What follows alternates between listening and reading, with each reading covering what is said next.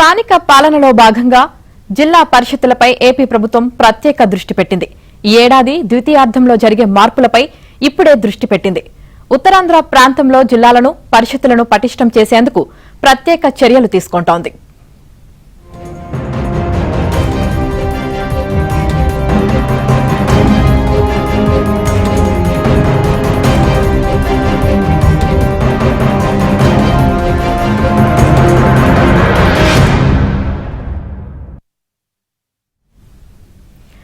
కొత్త జిల్లాలు, రాబోయే జిల్లా పరిషత్తులు ఆంధ్రప్రదేశ్లో ఇప్పుడు చర్చనీయాంశమయ్యాయి. ఉత్తరాంధ్ర ప్రజల్లో దీనిపై అనేక ఆశలు చిగురించాయి. విశాఖపట్నం జిల్లా పరిషత్ అంటే సుమారుగా 39 మండలాల అభివృద్ధి వారి చేతుల్లో ఉంటుంది. మరి ఇప్పుడు కొత్త జిల్లాలు వచ్చాక అసలు విశాఖపట్నానికి జిల్లా పరిషత్ ఉంటుందా లేదా అనే అనుమానం మొదలైంది. దానికి కారణమేమిటి? ఇప్పుడేం జరుగుతోంది?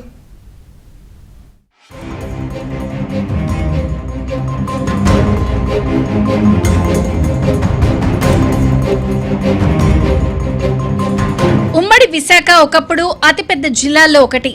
ఏజెన్సీ జిల్లా అయిన అల్లూరి, ఇటు అనకాపల్లి, విశాఖపట్నం కలిసి ఉండేవి. సిటీ మినహా 39 మండలాలు అందులో భాగమై ఉండేవి.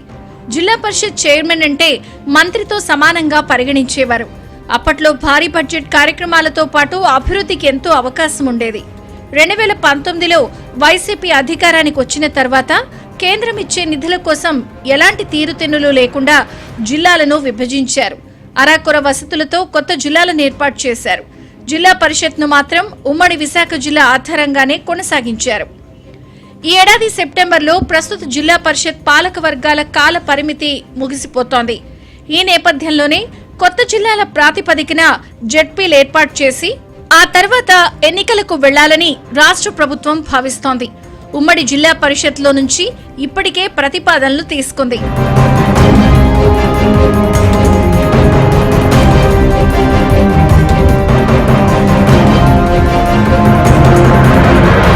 ప్రభుత్వం ఆదేశాల మేరకు ఉమ్మడి విశాఖ జిల్లాలో విశాఖ, అనకాపల్లి, అల్లూరి సీతారామరాజు జిల్లాలకు వేర్వేరుగా జెడ్పీల ఏర్పాటుపై సంబంధిత అధికారులు తాజాగా ప్రతిపాదనలు పంపారు. ప్రస్తుతం విశాఖ జిల్లా పరిషత్ కార్యాలయ పరిధిలోని 3 జిల్లాల్లో 39 మండల పరిషత్ కార్యాలయాలు, 12 అతిథి గృహాలు, ఇతర ఆస్తులు ఉన్నాయి. మండలాలు, డివిజన్ కేంద్రాల్లో పంచాయతీరాజ్, ఇంజనీరింగ్, గ్రామీణ నీటి సరఫరా విభాగ కార్యాలయాలు, 300కు మించి జెడ్పీ ఉన్నత పాఠశాలలు ఉన్నాయి. జిల్లాల వారీగా చూస్తే విశాఖలో 4, అనకాపల్లిలో 24, అల్లూరి సీతారామరాజు జిల్లాలో 11 మండలాలు ఉన్నాయి.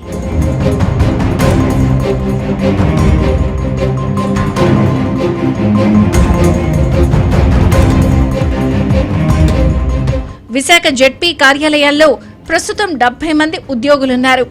వీరిని మండలాల సంఖ్యకు అనుగుణంగా 3 జిల్లాలకు కేటాయించేలా ప్రతిపాదనల్లో పొందుపరిచారు. జెడ్పీ కార్యాలయంలో మొత్తం 8 సెక్షన్లుండగా వాటిలో 4ని అనకాపల్లికి ప్రతిపాదించారు. విశాఖ, అల్లూరి జిల్లాలకు చెరో 2 సెక్షన్లు కేటాయిస్తారు.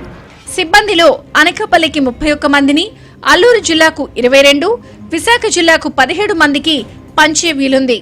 అంతేకాకుండా కొత్త జిల్లాల పరిషత్తులు ఏర్పాటు చేస్తే కార్యాలయాలకు ఎక్కడ అవకాశం ఉందో కూడా సూచించారు.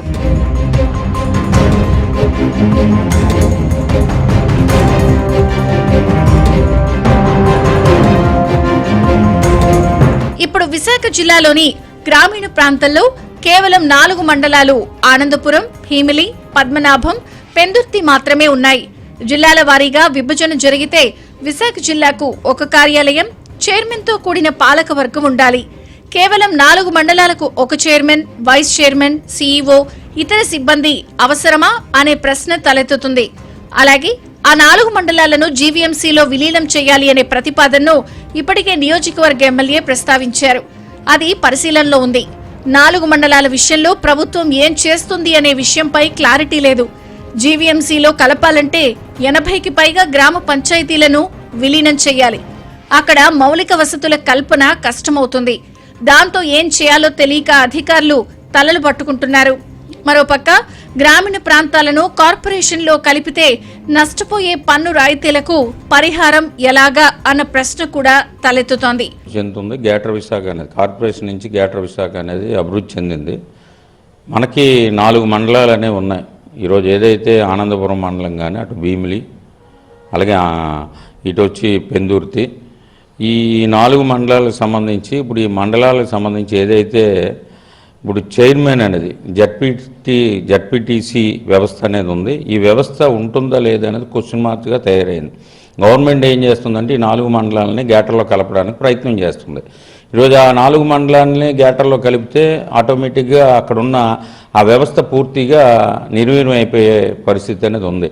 దాన్ని కలపడం వల్ల ఒక పక్క గ్యాటర్ అనేది విస్తరణ అనేది పెరుగుతుంది, కార్పొరేషన్ సీట్లు కూడా విస్తరణ పెరుగుతుంది.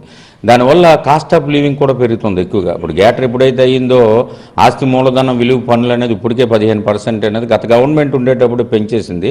ఇప్పుడు ఎవ్రీ ఇయర్ కూడా అది పెరుగుతూనే వస్తుంది. అది కానీ నీటి పన్ను కానీ ఈరోజు ఏవైతే ఉన్నాయో ఇవన్నీ కూడా పెరుగుతాయి. కానీ రూరల్ ప్రాంతంలో ఉన్న కొన్ని పన్నుల వెసులుబాటు అనేది ఉంటుంది. అక్కడ ఉన్న జనాభాని వాళ్ళకి కొన్ని రాయితీలు కూడా ప్రకటన అనేది ఉంటుంది రూరల్ అనగానే.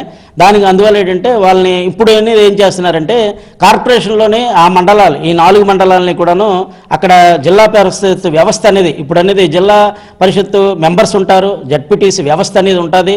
పటిష్టంగా రూరల్ ప్రాంతానికి అభివృద్ధి చేయడంలోనే జిల్లా పరిషత్ అనేది చాలా సహాయ సహకారాలు అనేది ఇప్పుడు వరకు అందిస్తుంది. దాన్ని పూర్తిగా నిర్వీర్యం చేయడం కోసం అనేది ఈరోజు అనేది పట్టణాలకి వీళ్ళని కార్పొరేషన్ పరిధిలోని కలపాలని చూస్తున్నారు. అది దాని వివరణ అలాగే దాంట్లో కలిపితే లాభ నష్టాలు అవన్నీ కూడాను అక్కడ ఉన్న ప్రజలకు అనేది వాళ్ళకన్నీ పూర్తిగా అవగాహన అనేది కల్పించాలి. జిల్లా పరిషత్ ఏర్పాటు చేస్తే నలుగురితో ఎలా నడపాలో తెలియని దుస్థితి నెలకొంది. ప్రభుత్వం వైపు నుంచి పూర్తి స్పష్టత వచ్చే వరకు ఈ అయోమయం కొనసాగుతూనే ఉంటుంది.